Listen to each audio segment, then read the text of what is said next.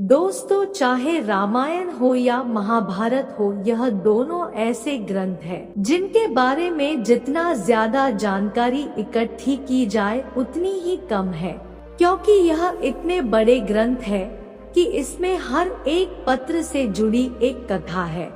ऐसे में आज की इस वीडियो में हम लोग जानने का प्रयास करेंगे कि राम और लक्ष्मण सीता जब तीनों वनवास गए थे तो उर्मिला ने 14 वर्ष तक क्या किया था। चलिए जानते हैं। दोस्तों, जिन्होंने रामायण देखी है, यहाँ जिन्हें रामायण के बारे में पता है, उन्हें उर्मिला के बारे में भी पता होगा, लेकिन फिर भी अगर नहीं पता तो आपको बताएंगे। दोस्तों, पौराणिक कथाओं के अनुसार मिथिला के राजा जनक और रानी सुनैना की पुत्री उर्मिला नाग लक्ष्मी का अवतार थी।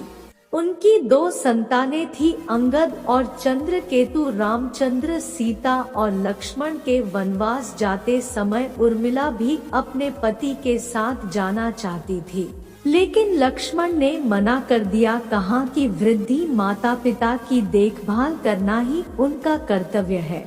इस कारण से 14 साल उर्मिला को पति से अलग अकेले रहना पड़ा। लेकिन उर्मिला ने इन 14 वर्षों तक क्या किया, अगर आप जानते हैं तो कमेंट में अपने विचार जरूर पेश कीजिएगा। अगर नहीं पता तो बने रहिए इस वीडियो में हमारे साथ अंत तक।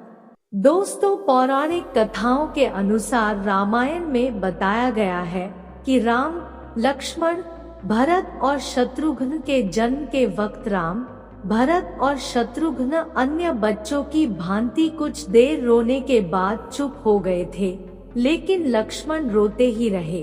फिर उसके बाद जब उन्हें राम के बगल में लिटाया गया तब जाकर उनका रोना बंद हुआ।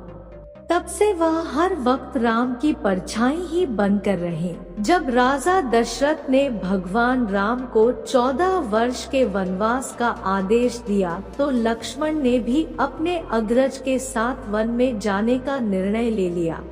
लक्ष्मण की पत्नी उर्मिला भी उनके साथ जाने के लिए कहने लगी तो उन्होंने अपनी पत्नी को समझाते हुए कहा कि वह वन में राम और सीता की सेवा करना चाहते हैं। अगर उर्मिला भी उनके साथ जाएंगी तो उनके काम में विघ्न पड़ेगा। उर्मिला ने दिल पर पत्थर रखकर लक्ष्मण जी की यह बात मान ली और वह उनके साथ नहीं गई। वन में जब राम और सीता अपनी कुटिया में विश्राम कर रहे थे तो लक्ष्मण प्रहरी के रूप में कुटिया के बाहर पहरा दे रहे थे। तभी रात में उनके समक्ष निद्रा देवी प्रकट हुई। तब लक्ष्मण ने निद्रा देवी से वरदान मांगा कि उन्हें 14 वर्षों के लिए निद्रा से मुक्त कर दें। निद्रा देवी ने लक्ष्मण को वरदान दे दिया, लेकिन साथ में यह भी शर्त रखी कि उनके हिस्से की निद्रा को किसी न किसी को लेना पड़ेगा। जब लक्ष्मण ने निद्रा देवी से निवेदन किया कि उनके हिस्से की निद्रा उनकी पत्नी उर्मिला को दे दी जाए। कहा जाता है कि निद्रा देवी के इस वरदान के कारण ही उर्मिला 14 वर्षों तक सोती रही थी और लक्ष्मण जी जागते रहे थे। कहते हैं, रावण के वध के बाद श्री राम, सीता और लक्ष्मण वापस अयोध्या लौटे आए और वहां प्रभु श्री राम के राजतिलक की तैयारी होने लगी। उस समय लक्ष्मण जोर जोर से हंसने लगे। जब लक्ष्मण से इस हंसी का कारण पूछा तो उन्होंने जो कहा कि सारी उम्र उन्होंने इसी घड़ी का इंतजार किया था कि मैं अब श्री राम का राजतिलक होते हुए देखूंगा, लेकिन अब उन्हें निद्रा देवी को दिया गया वो वचन पूरा करना होगा जो उन्होंने वनवास जाने के पहले दिया था। दरअसल निद्रा ने उनसे कहा था कि वह 14 वर्ष के लिए उन्हें परेशान नहीं करेंगी और उनकी पत्नी उर्मिला उनके स्थान पर सोएंगी। निद्रा देवी ने उनकी यह बात एक शर्त पर मानी थी कि जैसे ही वह अयोध्या लौटेंगे उर्मिला की नींद टूट जाएगी और उन्हें सोना होगा। लक्ष्मण इस बात पर हंस रहे थे कि अब उन्हें सोना होगा, कि जब लक्ष्मण जी वन से आए और पत्नी के कक्ष में गए तो उन्हें देखकर पत्नी भयभीत हो गई और पहचाने से इनकार कर दिया।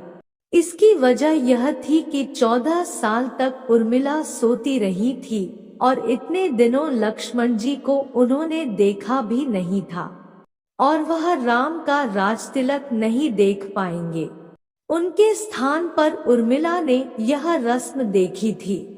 जिस व्यक्ति को खुद पर विश्वास और मन में श्री राम की आस हो, चाहे कैसी भी विपत्ति उसके निकट आए वह निष्क्रिय हो जाती है, उसका कोई असर व्यक्ति पर नहीं पड़ता। जो व्यक्ति राम नाम के महत्व से अनभिज्ञ होता है, अज्ञानी होता है, वह बदनसीब होता है। उसके विपरीत जो श्री राम के महत्व को जानता है, उससे प्रेम करता है, वह परम सौभाग्यशाली होता है। मन व्यक्ति का मंदिर होता है, उसमें राम को बसा कर रखने से कोई पाप निकट नहीं आता। विपत्ति उस व्यक्ति को दूर से देखकर मुख मोड़ लेती है। श्री राम का नाम इस जगत में महान है, उसका स्मरण मात्र से बड़े बड़े कार्य संभव है। विशालकाय समुद्र भी किनारा छोड़ने पर विवश हो जाता है। जो व्यक्ति मन से पवित्र होता है वह सबसे बड़ा प्रक्रम ही होता है। कैसी भी परिस्थिति में वह अपने लक्ष्य से विमुख नहीं होता। जो व्यक्ति राम के भरोसे हो जाता है वह निर्भय हो जाता है, उसकी कभी अनहोनी नहीं होती, वह निश्चिंत से राम का हो जाता है। जो होनी होगी वह होकर रहेगी, सब राम पर विश्वास है। राम नाम लेने से जो महात्म्य प्राप्त होता है वह अन्यत्र दुर्लभ है। इस नाम की लूट दुनिया में है, जो व्यक्ति लूट सका वह भव बाधा को पार कर जाता है। कलयुग में श्री राम का नाम लेना ही लाखों यज्ञ के बराबर है। इस नाम को जप कर कोई भी व्यक्ति राम की भक्ति को प्राप्त कर सकता है। माया मनुष्य को जीवन भर भ्रम में डाले रखता है। जो माया के वास्तविक रूप को पहचान जाता है वह फिर परम सौभाग्य को प्राप्त हो जाता है। राम की इच्छा से ही यह संसार चलायमान है। रावण का वध कर उन्होंने अपना कर्तव्य निभाया।